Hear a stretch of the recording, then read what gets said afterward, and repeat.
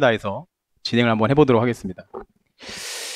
일단 제가 말씀드린 사항은 크게 세 가지인데요. 첫 번째 이제 고등학교 갔을 때 수학의 올바른 학습 방향은 어떻게 공부를 해야 되는지에 대해서 말씀을 드릴 거고, 두 번째는 학림에는 수준별 학습 시스템이 구비가 돼 있어요. 그래서 이 수준별 학습 시스템에 대해서 좀 안내를 해드릴 거고, 마지막에 이제 진단평가, 학림 진단평가에 대한 소개와 안내를 해드리도록 하겠습니다.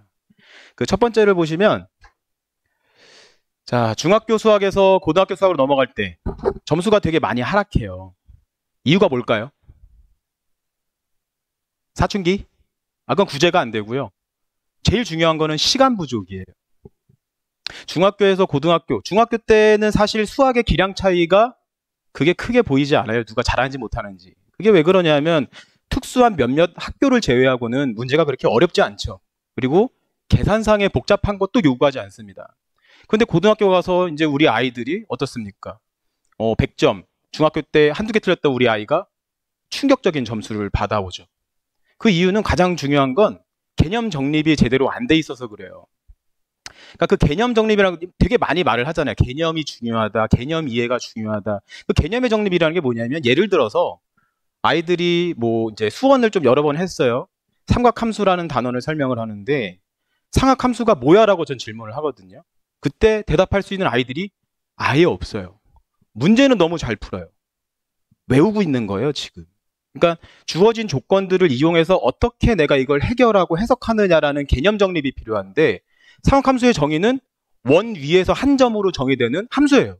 그럼 원에서 나오는 체계적인 그런 개념들이 머릿속에 있어야 끄집어내서 쓸 수 있는데, 그냥 문제만 튼 거예요. y는 sin x가 sin 삼각함수예요. 예를 들어서 단체적으로 수상을 보면, 수상이 되게 중요한 과목이에요. 이번 수능에서도 되게 좀 중요하게 좀 강조를 좀 많이 했고, 첫 번째 단원이 나머지 정리라는 단원이 있는데, 그 나머지 정리 문제 잘 풀어요. 그럼 나머지는 뭐냐라고 했을 때 대답하는 아이들이 거의 없어요. 근데 그게 기본 텍스트로 문제집에 써 있긴 한데, 그거를 읽어보는 학생들도 전혀 없고요. 그냥 예제 정도의 문제가 풀 수 있다면 나는 개념이 돼 있어라고 착각하고 계속 문제만 풀고 있는 거예요. 나머지라는 건 수학적인 용어 말고요. 묶어서 더 이상 묶이지 않는 찌꺼기를 나머지라고 해요. 그럴 법하지 않나요? 그러면 문제에서 우리가 해야 될 건 뭐냐면 묶는 작업을 연습을 해야 되는 거예요. 수학을 가르치는 입장에서 아이들한테도 항상 하는 얘기지만, 나는 수학을 가르치는 사람이 아니다. 수학은 뭐 아무 데서나 배우면 됩니다. 우리는 수학 시험 공부를 해야 되는 거거든요. 수학 시험 공부를 하는 입장에서는 머릿속에 뭔가 있어야 자동적으로 반응을 해야 빨라지는 거거든요. 그래서 개념의 정립이 되게 중요한데, 이게 안 돼 있어서 시간 부족이 생기는 거다. 그럼 개념에 대해서 좀 얘기를 해볼 건데, 수학 학습에 있어서 개념의 일은 무엇일까요? 자, 수학은 이해하는 과목이다. 수학은 암기 과목이다. 난 손 들기 싫다. 이게 참 설명해야 할 때 항상 그런데요. 수학 공부, 시험 공부를 하는 입장에서 봤을 때 수학은 이해를 통한 암기 과목이에요. 이해를 통한 암기 과목이에요. 그래서 어느 정도로 얘기하냐면, 아이들한테 수학은 주입식 교육이야 라고까지 얘기를 하는 이유가 뭐냐면, 제가 아까 말씀드렸던 그런 개념이 정립되어 있는 그런 실전 개념들이 있거든요. 교과서의 텍스트로 나오는 그런 부분들을 일단 외워야 돼요. 그게 외우지 않은 상태에서 모든 걸 다 이해를 해가지고 넘어가려다 보니까 시간이 오래 걸리는 거예요. 그래서 가장 중요한 건 이게 진짜 내가 머리에서 꺼내쓸 수 있는지, 그게 너무너무 중요하거든요. 우리 학창 시절에 생각을 해보면 수학 선생님들이, 저는 그런 생각을 했었거든요. 와, 어떻게 저렇게 문제를 그냥 뭐 저를 다 풀어보진 않았을 텐데 저 어떻게 저렇게 잘 풀지? 근데 수학뿐만이 아니고 어떤 과목도 내가 뭔가를 설명해야 된다면 어떻게 해야 될까요? 확실히 알아야 될 거 아니에요.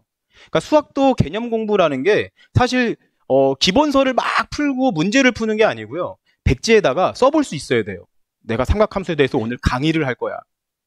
그러니까 내가 강의를 할 수 있을 정도의 개념이 돼 있어야만 문제가 어떻게 바뀌어서 나왔을 때도 본인의 해석이 가능한 거거든요. 그걸 우리는 뭐라고 얘기하냐면 이제 진짜 내 거의 개념이라고 얘기를 해요. 그리고 문제풀이의 양과 성취도의 관계는 어떨까요? 위에랑 연결되는 얘기지만 당연히 절대적이지 않죠. 그러니까 문제를 많이 풀어서 뭔가 수학식을 올리는 아이들이 너무 많아요. 실제로. 그래서 이제 고등학교 가가지고 시험 이제 2, 3주 정해, 시험 2, 3주 정해, 선생님, 저는 풀어야 될 문제가 너무 많아요. 그럼 이런 아이들 같은 경우에는 그냥 문제풀이만 계속 해왔던 거예요. 그런 개념 정립이 없이. 그러니까, 실제로 그게 점수로 연결되지 않는 거죠. 그리고 네 번째로 실수의 발생 원인과 개선 방안에서 좀 말씀을 드리면 어머니들이 또 많이 이제 또 물어보시는 게 우리 아이가 실수가 많아요. 어떻게 실수를 좀 줄일 수 있을까요? 라는 질문을 좀 많이 받는데 실수에는 여러 가지가 있죠. 뭐 예를 들어서 27에 19.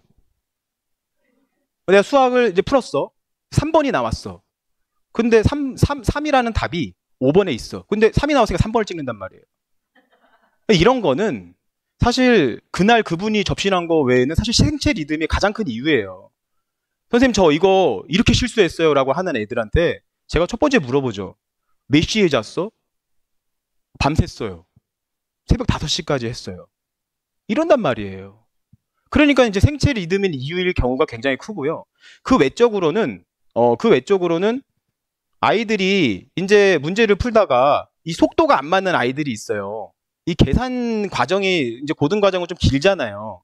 저희 선생님들 해주는 역할 중에 하나가 또 그 7, 8줄 되는 그런 과정들을 또 줄여주는 역할을 해주는 공부를 가르치거든요. 아이들한테. 그런데 이런 아이들을 보면 또 그런 실수를 하는 아이들을 보면 자, 1번을 풀고 있는데 속도가 너무 빠른 거예요. 나 1번 풀 줄 아니까? 생각은 지금 2번에 가 있는 거예요, 문제를. 그러니까 생각의 속도하고 필기의 속도가 안 맞아서 실수 나오는 애들도 꽤 돼요. 그래서 실수의 발생 원인 중에서 또 필기하고 생각하는 그 속도가 일치하지 않아서 그럼 이런 아이들은 어떻게 하면 이게 쉽진 않아요, 어머니들. 이게 고치는 게 쉽지 않아요. 27에 19 하는데 그거 어떻게 쉽게 고칩니까?